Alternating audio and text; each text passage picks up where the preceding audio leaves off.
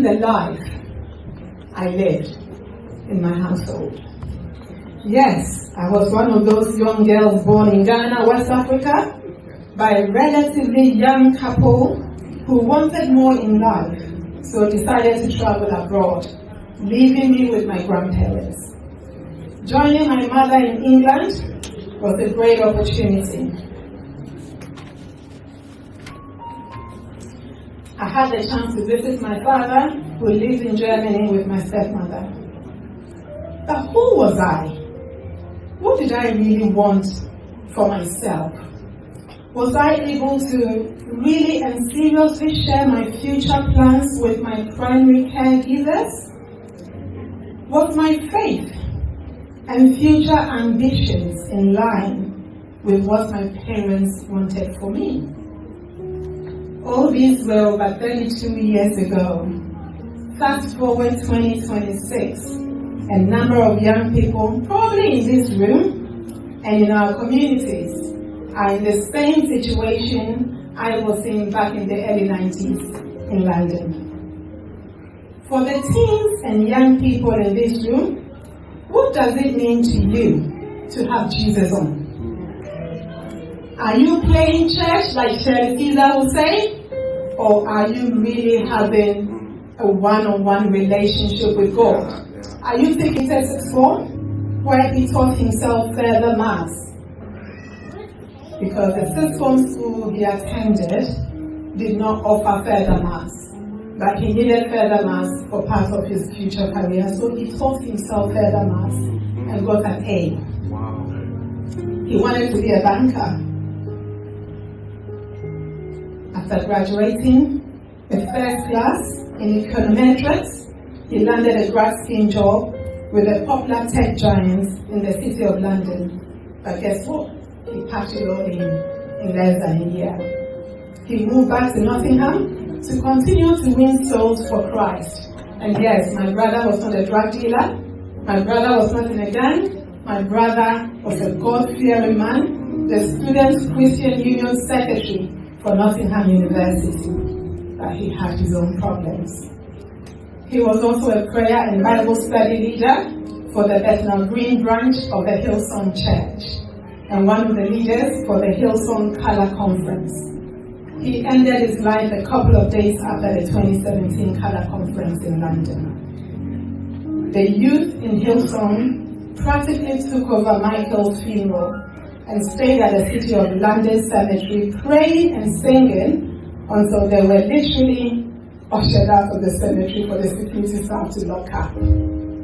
Ladies and gentlemen, as a therapeutic foster carer, social work manager that manages a team of social workers and pathway advisors that look after some of the most traumatized young people in our community, I see, I hear, and I've lost count of the number of strategy meetings I have shared involving young people whose adverse childhood experiences have led them to become victims of the gun culture, county lines, drug and alcohol dependencies, sexual and criminal exploitation. My eldest daughter is also a social worker for my sins, and she's a safeguarding lead at what we call the Secure Training Unit Center, which is next to the Wood Hill Prison here in Milton Keynes. As a parent, I did not want her because she's thriving and making positive impact in the young people she supports, to the point where Ofsted commended her for her work due to the challenges she was facing by people who were not ready to change their practice. Ladies and gentlemen, can you imagine how just over 32 years, me being that teenager in East London, riding my bicycle to college, to work, yes, my first job was a pot washer in Chingford, shopping whilst carrying knife. Yes, it is not a badge of honor. I'm not proud of it, but I have to say it. I carry knife with me everywhere I go in London due to the knife crimes in London. Currently, as a Thames Valley Independent Advisory Board member, that spends time with the police, scrutinizing their practice, especially in the area of stop and search, as well as investigations into homicides, including fatal knife crimes. I'm grateful to God and my mother's prayers for who I have become and still becoming. I have found my calling. Yeah, it can be controversial within Christianity. However, in my opinion, the only way we can affect change, real change in our communities and in the lives of our future generations, is not to be an observer, playing it safe, or leaving it for others to do. I have decided, with the Almighty God's blessings, to go into politics, having been introduced to it by a very good friend of mine 13 years ago. He's a very popular Conservative Party politician. I felt at that time politics was not for me. However, running a charity and a support service in Milton Keynes since 2007, I realized I have to be at those decision tables to affect real change. Hence my decision to stand as a candidate for the Labour Party here in Milton Keynes. On the 7th of May, there is an all-out elections, and we are counting on your vote. I love Milton Keynes to bits. When I finished college in London, I did not even wait for my results. I just came to Milton Keynes, and Milton Keynes has been my home. Amen. We will, as candidates, and hopefully once we win, we will actively work with both adults and the young people to really find out what our young people want and need, to ensure any activities and services commissioned for the next generation is not a mere tick box exercise, but rather a service that will change the status quo and prevent the revolving door syndrome. Services that will ensure Black and ethnic minorities, or should I say the global majority, will never be discriminated or alienated against. I purposely left a number of cliffhangers in my speech because I know responses to my questions will be based on a number of factors. The same way solutions to issues in our communities is not one size fits all. We have to be intentional. We have to be person-centered and ensure the needs of the people we want to support are the center of everything we do. Parents and primary caregivers, are we really listening to our children and supporting them to achieve their positive life choices? Or are we trying to get them to live the lives we once wanted to live? Are we trying to get them to become doctors, lawyers, accountants, and other professions we once believed provide financial freedom and command respect in our communities? And please don't get me wrong, those professions are still very relevant. But is that what your wards wanted to do?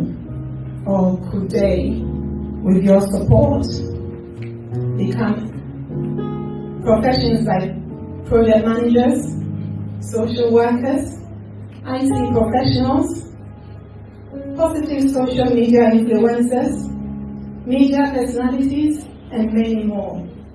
I remember when my brother was troubled and wouldn't talk to any of us. He wouldn't even speak to his father, the Reverend Minister, because it got to a point, it was all about the Bible and the prayers. And it's all good. What about the practical aspects? My brother would come to me, and he's a very popular Conservative Party politician. I felt at that time politics was not for me. However, running a charity and a support service in Milton Keynes since 2007, I realized I have to be at those decision tables to affect real change. Hence my decision to stand as a candidate for the Labour Party here in Milton Keynes. On the 7th of May, there is an all-out elections, and we are counting on your votes. I'm standing at Watling Ward, which include White House, Crown Hill, Grange Farm, Medbourne, Shenley Brook End, Shenley Wood, Oak Hill, and Loughton. My beautiful sister Justin Messant is over here. Justin, would you like to stand for us? Justin Messant is here with me.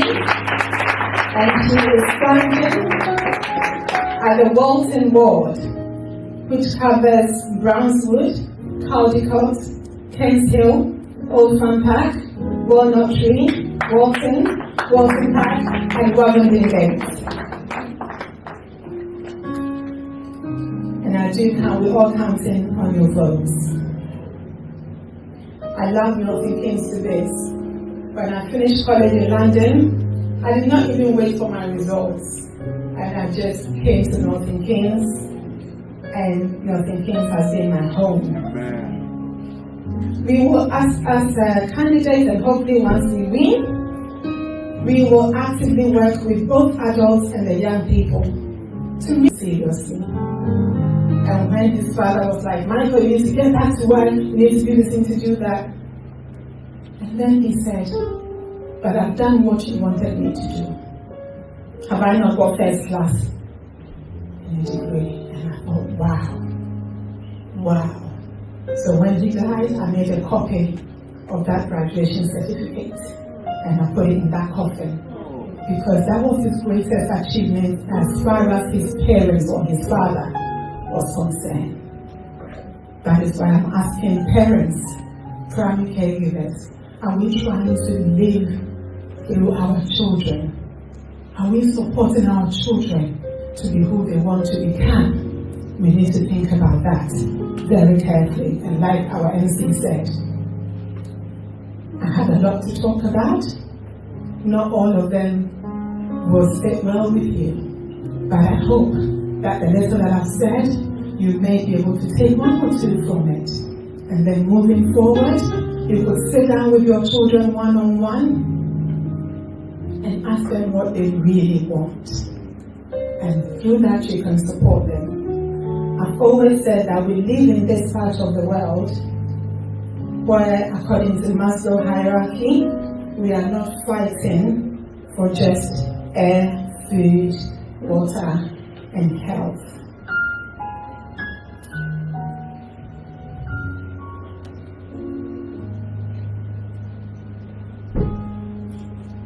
We are in a part of the world where we can honestly say that we can achieve all the levels of Maslow hierarchy of needs.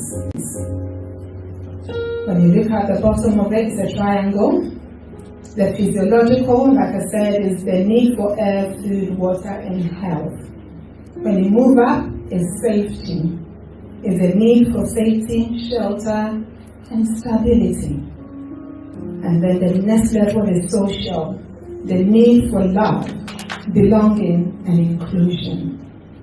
Do we really love our children? What does love mean? As a parent from Africa, we do this tough love, don't we? Do the children understand it? Are we explaining to them, or we are still saying children are seen and not heard? Just do what I say and not as I do. We need to think about that. The next level of Maslow hierarchy is the need for self-esteem, power, control, and recognition. And the very top, it talks about self-actualization, the need for development, creativity, and growth. Are we empowering our youngsters to be creative, to be agents of their own, and to support them to grow so that one day, when you and I are not there, will our children survive? We need to ask ourselves. We need to make sure that with the help of the Almighty God, we are bringing these children up in a way that they will enjoy their home and not be spending too much time outside.